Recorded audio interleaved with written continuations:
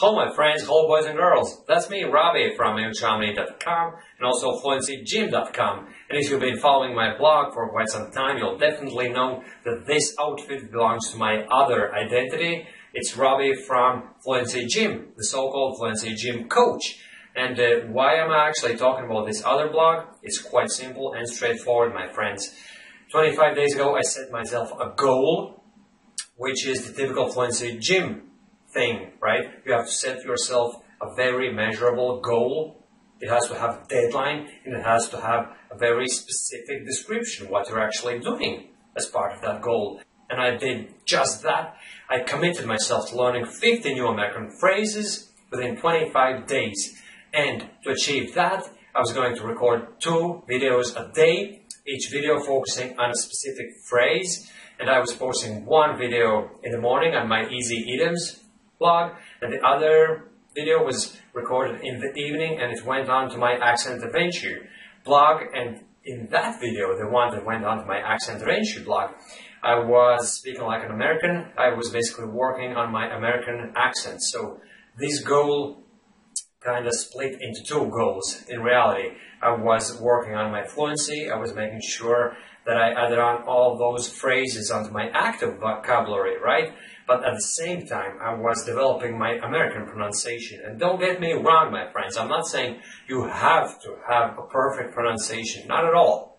I completely embrace the concept of being fluent, yet at the same time speaking with a hard foreign accent. There's nothing wrong with that. I merely started the Accent Adventure project about a year ago or so to prove that me as a foreigner, right, that I can choose however I want to speak. I can speak with a foreign accent, I can speak with an American accent, I can speak with a British accent, and that's exactly what I'm doing there. I'm learning to speak like a Brit, like an American, and I may as well just speak with my hard accent. But the thing is that the more you work on your accent and your pronunciation, the more your foreign accent changes. So it's got its benefits too, but I will never scorn upon any foreigner who speaks with a very hard accent for as long as that person is fluent. Basically, fluency is not the same as pronunciation. But anyway, let's stop beating around the bush and go back to the original topic, which was discussing the goal that I set for myself.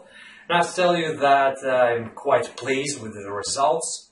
I've been going through all 50 phrases, and they've been taken out from the Gone series, English fiction, which I love reading because it's written in a very simple, plain, friendly and relevant language. And the author, Michael Grant, is obviously an American author, hence the title of the goal, 50 American Phrase Acquisition Mission, right? Because it's all about American phrases.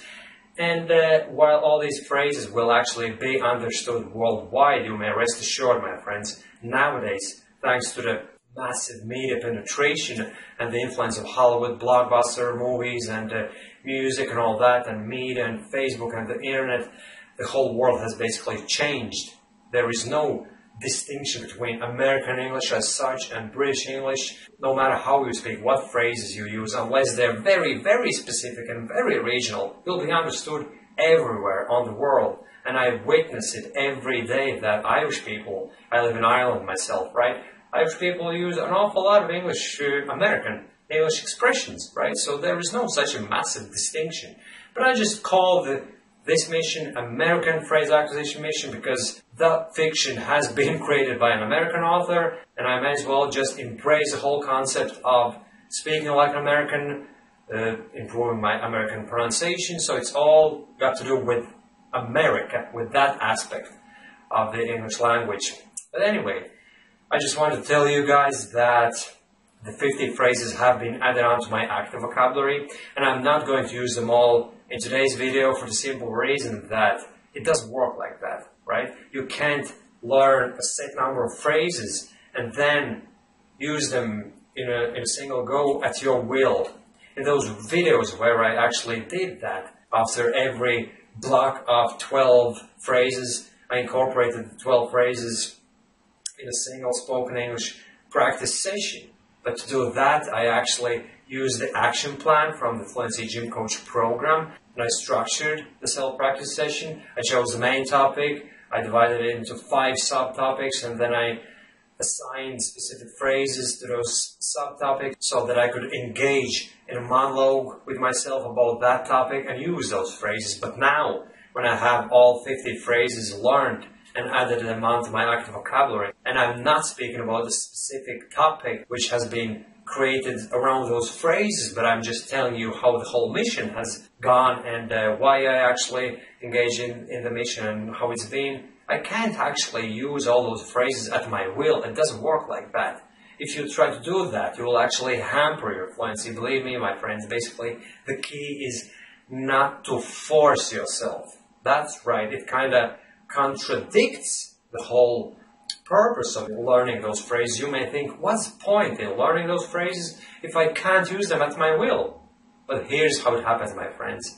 When the right opportunity presents itself, right, the phrase will automatically jump out of your mouth. That's how it's going to happen.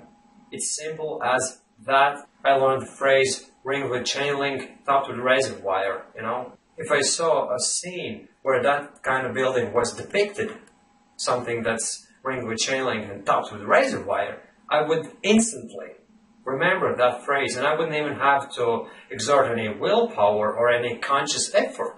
That phrase would literally pop out of my mouth by itself, you know. But currently, now, I'm not looking at anything like that, so that phrase kind of sits there at the back of my mind, literally waiting to be used. But I can't use it at my will. I can't forcefully try to do that, because if I do that, I will definitely damage my fluency. That's the key element of the whole fluency improvement thing, my friends. Basically, the message is, learn a lot of phrases, but don't try to use them in your conversations forcefully. Don't learn a new phrase and then go to work or wherever you go to college, and then try to say something to someone using that phrase. It's just not going to happen. You will run into all sorts of different fluency problems, because if you try to create your speech around a certain phrase or a set of phrases, speech becomes impossible.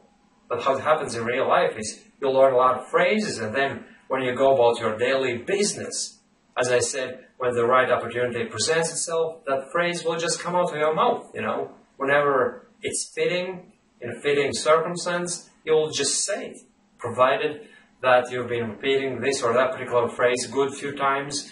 You've been sticking to the spaced repetition principle, whereby you use that phrase over a number of days and in all sorts of different contexts. If you do that, then there's no reason why you should fail, and I haven't failed either. Even though I haven't been using those phrases in this video, as I said, I'm not going to try to do that, for the simple reason that whenever I have to use those phrases, I simply will use them. And I know for a fact that they have been imprinted into my mind, and the mission's been successful, and it's been one hell of a journey. As I said, my friends, I've been getting up early in the morning, recording videos, coming back home from work late at night, recording videos again, publishing all those videos on my blogs. And even though I could have actually done without those videos, I could have actually just learned the phrases as I go about my daily business. I could have just sat in the car and spoken with myself all the way to work, which I actually did, right? I did an awful lot of self-practice on top of those videos,